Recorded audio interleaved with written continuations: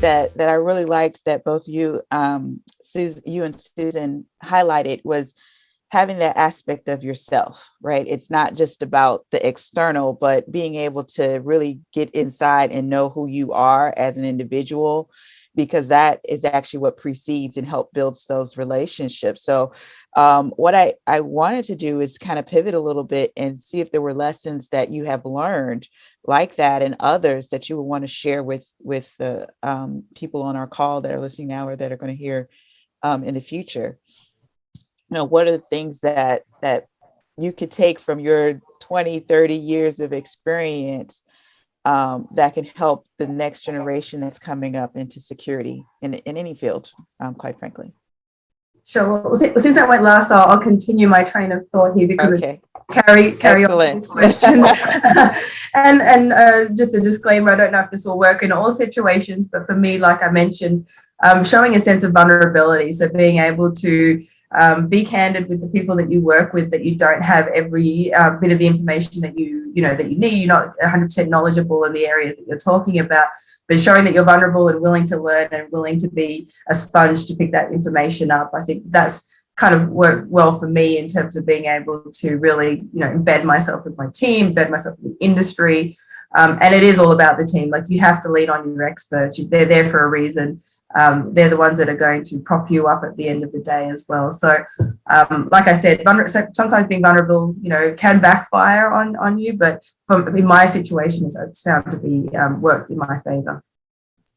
I'm going to carry that thread, Haylea, because I really believe so strongly for anybody, men or women, you have to be your authentic self. If there's nothing else that you do when you show up, is to lead with authenticity and humility. And I think if you can do that, it ties into the vulnerability. It really does build that foundational trust with your team.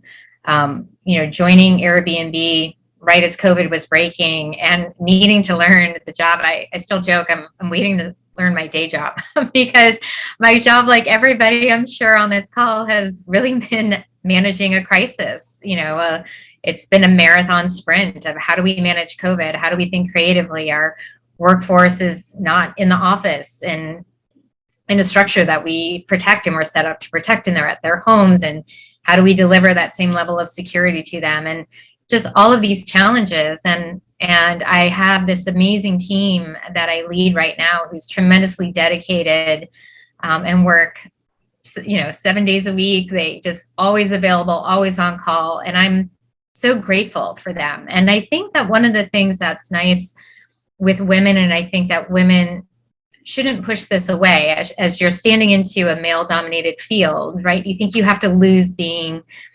soft and being seen as a woman in security. But I think being vulnerable, being authentic, when I've thanked my team, I've gotten really choked up in front of them. I'm just exhausted and stressed, and just so grateful that when I've had these team meetings and, I look, my entire team is male, and I look and I get tremendously choked up because I'm so truly thankful to have them, because my team and I would not be successful without each of them. And being vulnerable to show that gratitude authentically, I think it just builds that cohesion for us to be a really strong team. And so I think sometimes women going into security feel that they have to be hard. They have to embody, a male insecurity and have this presence. And I would counter it with be authentic, be vulnerable, be humble, and just raise your team up. And that's really going to be sort of your roadmap towards success. And you can get through anything together if you have that trust amongst your team. It allows you to be resilient, I think.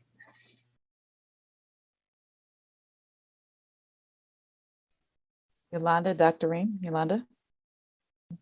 I wanted to say that one of the things I learned is we have to reach and teach other females to support us. So we talk about our our male representatives, but we also have to support each other.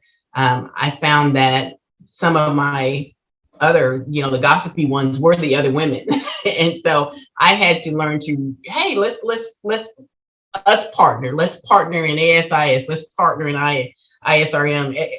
We have to get together. I know some of my best people are the women in security in Kenya, and I've developed this relationship, and they need support too. So we really have to continue to support each other, and that's kind of become my passion, to reach out to other women and those that are coming up into the world of security. And what we encounter here in the Dallas area, there's several females that are in criminal justice, but they don't necessarily want to go into the world of policing. And so they need that avenue, that entry into the security world. And they need us to show them that it's okay to be in security. And so whatever level, I know there's the STEM, the STEAM, there's also security out there that needs females in all levels there, whether it's, physical security, electronic security, the gadgets and badge readers and all that stuff, or IT security, the network security. We need those female brains, and it's up to us to reach out to each other and continue to push women in security fields. So that was huge for me, because I always thought, hey, we need the males to help us, but we really need to help each other. So. Dr. Reem? Actually, I would say to all what our ladies here has mentioned from the lesson learned, and adds up to that with Yolanda, when she said that we need our women to support each other. Being a founding partner in the Women Cybersecurity Middle East and running many of the initiatives. Just recently, we have done our second annual conference on a hybrid mode, where we have a virtual presence of day one, then we have an in-person attendance for day two. The theme of that really gets all of this, success is built on women. Where we have in our conference, all the speakers are women, and of course the audience is male and females. Yet our main objective is really to let the voice of women reach out and again showcase their knowledge and experience, whether it was within the Middle East region or around the globe. What really made us succeed, Danietta, in that one, and you have been one of the amazing speakers in this conference, is that we have initiated a sisterhood call. And that has been like our theme from the first time we have kicked off this conference, a global sisterhood call, where we're calling all the sisters and friends of women leaders around the globe to share their thoughts, to inspire our ladies in the region and around the globe, even societies, even male allies, to hear their insights, to hear their success stories, and to be inspired. And today, being a panelist here, I keep taking notes because I learn a lot. And one of the most added value for me, actually, and really enjoyable, that you ladies are inspiring me, and I keep learning and keep taking notes, and I need these to reside with me as I go on, and I pass to our younger ladies and the younger generations. And this is what we're doing here. We just keep passing the knowledge to the younger generations to be very much aware. If you remember, Danietta, in our September 2020, our first Women Security panel, where we have contributed at that time, we share personal stories just like these. They were very much inspiring. And one of the panelists, I believe she's with us here, Louisa, she said that if I have attended similar event in very early years of my career, I would have dealt very much differently the challenges I have faced earlier. So these inspiring stories, how we have face these challenges, how we are leaning on our support systems. We're not superheroes for being who we are.